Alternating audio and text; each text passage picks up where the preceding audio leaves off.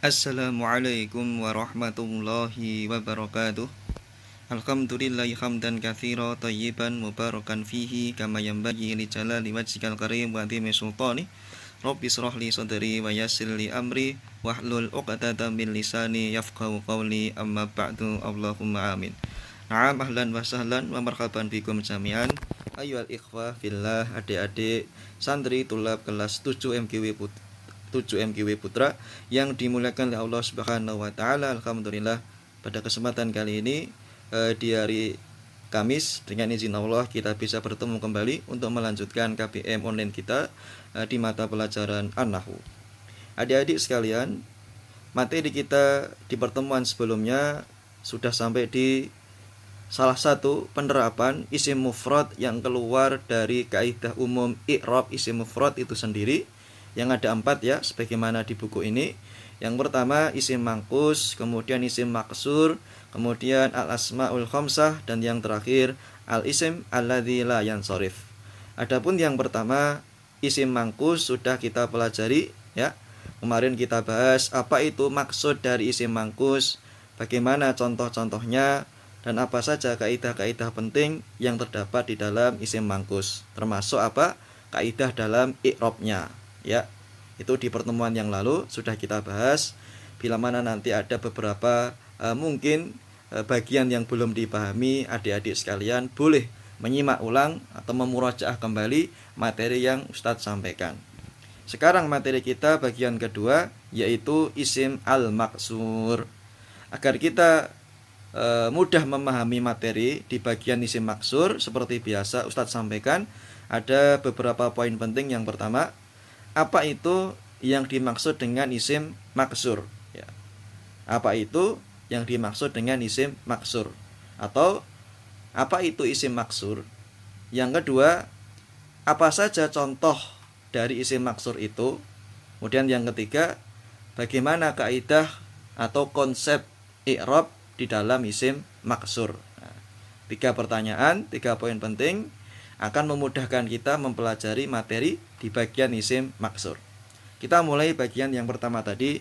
Bila ada soal apa yang dimaksud dengan isim maksur, maka jawabannya sudah ada di buku ini ya, halaman 61. Silakan kalian buka. Jangan lupa persiapkan buku catatan khususnya atau kertas dan bolpoinnya. Nanti ada keterangan dari Ustadz, bisa kalian tambahkan.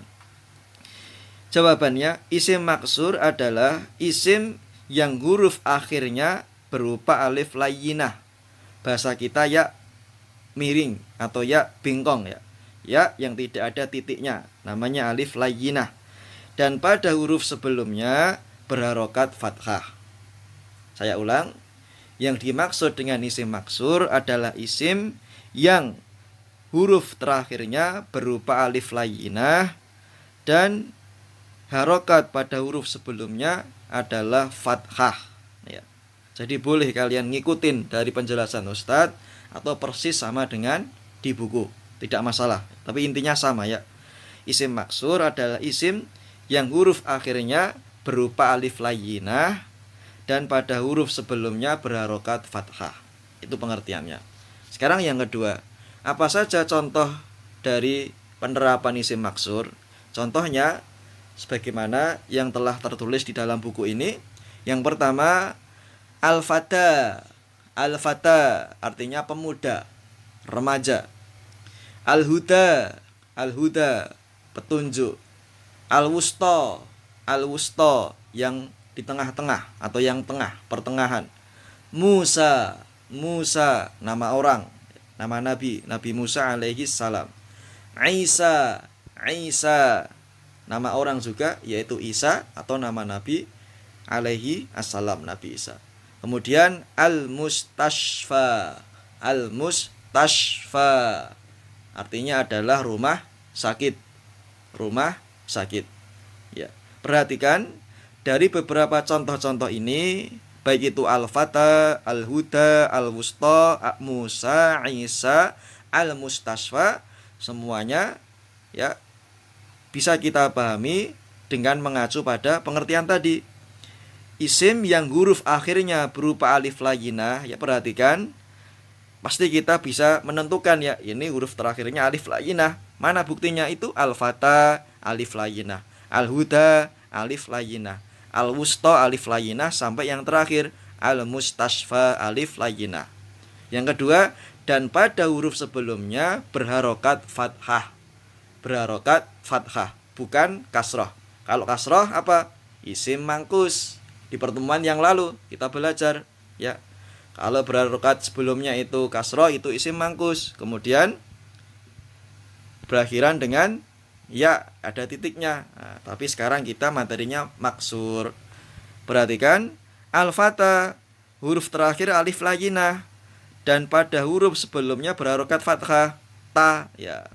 Al-huda huruf terakhirnya alif layyinah, pada huruf sebelumnya berharokat fathah, da, sama, dan seterusnya. Al-wusta, to, Musa, sa, Isa, terakhir alif layyinah, dan huruf sebelumnya berharokat fathah, sa. Al-mustasfa, fa, ada ya alif layyinah atau ya bingkong, dan sebelumnya berharokat fathah atau fa. Maka di dalam buku ini tertulis, perhatikan bentuk huruf terakhir dari contoh-contoh isim maksur, semuanya berakhiran dengan huruf alif layyinah. Tandanya apa? Mirip dengan ya, tetapi tidak ada titiknya. Dan pada huruf sebelumnya berharokat fathah. Tadi sudah kita buktikan ya. Kemudian kita ke penerapannya dalam i'rab. Apakah ada perubahannya? Kita lihat. Ada 3 contoh di sini yang di bawah. Ja'a Musa. Ja'a Musa. Ja'a telah datang, Musa, Musa nama orang. Berarti maksudnya Musa telah datang. Maka Musa di sini i'rabnya sebagai marfu'. Alamatnya apa? Tandanya apa? Dhammah muqaddarah. Dhammah yang diperkirakan atau ditentukan. Bagian kedua, ra'aitu Musa. Ra'aitu Musa. Aku telah melihat Musa. Aku telah melihat orang yang bernama Musa. Musa di sini kedudukannya sebagai mansub, ya, mansub. Apa alamatnya atau apa tandanya? Fathah muqaddarah, fathah yang diperkirakan. Dan yang ketiga, bagian ketiga, nazartu ila Musa. Nazartu ila Musa, sama. Aku telah melihat si Musa. Aku telah melihat si orang yang bernama Musa.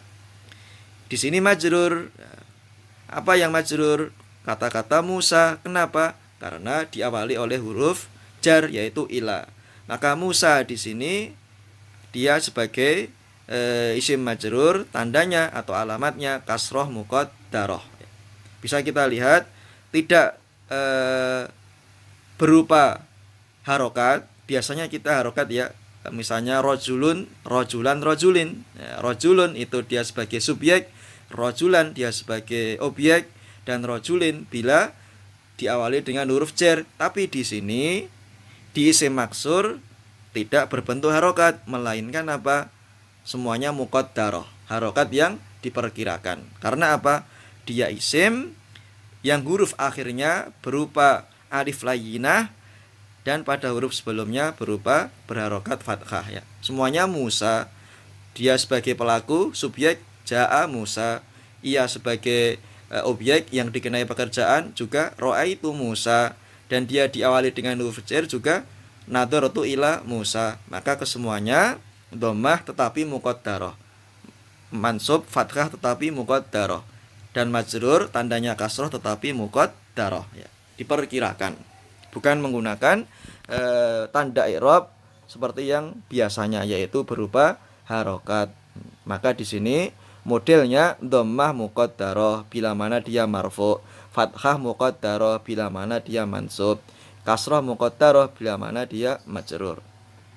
Kemudian yang ketiga, apa saja kaidah-kaidah penting yang terkandung di dalam isim maksur? Maka di sini tertulis catatan, tidak ada tanda-tanda yang membedakan isim maksur sebagai marfu', sebagai mansub maupun sebagai majrur.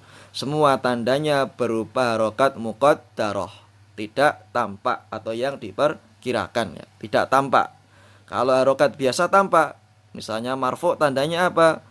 Dhammah, mansub fathah, majrur kasroh, itu biasa atau seringnya tandanya seperti itu. Tetapi di isim maksur ya muqaddarah, diperkirakan dan tidak tampak. Seperti itu nggih. Nah, itu materi kita di bagian isim maksur. Silakan nanti kalian simak kembali, diambil poin-poinnya, pengertiannya apa, contohnya apa, dan bagaimana penerapannya dalam bentuk kalimat sempurna atau dalam jumlah mufidah ya.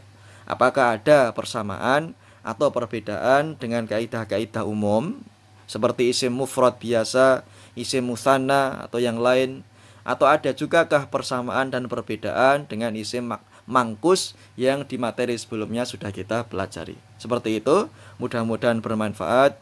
Nanti kalau ada bagian yang belum kalian pahami dengan baik, boleh ditanyakan ke saya atau tulis di kolom komentar. Akhirul kalam, barakallahu fikum, wassalamualaikum warahmatullahi wabarakatuh.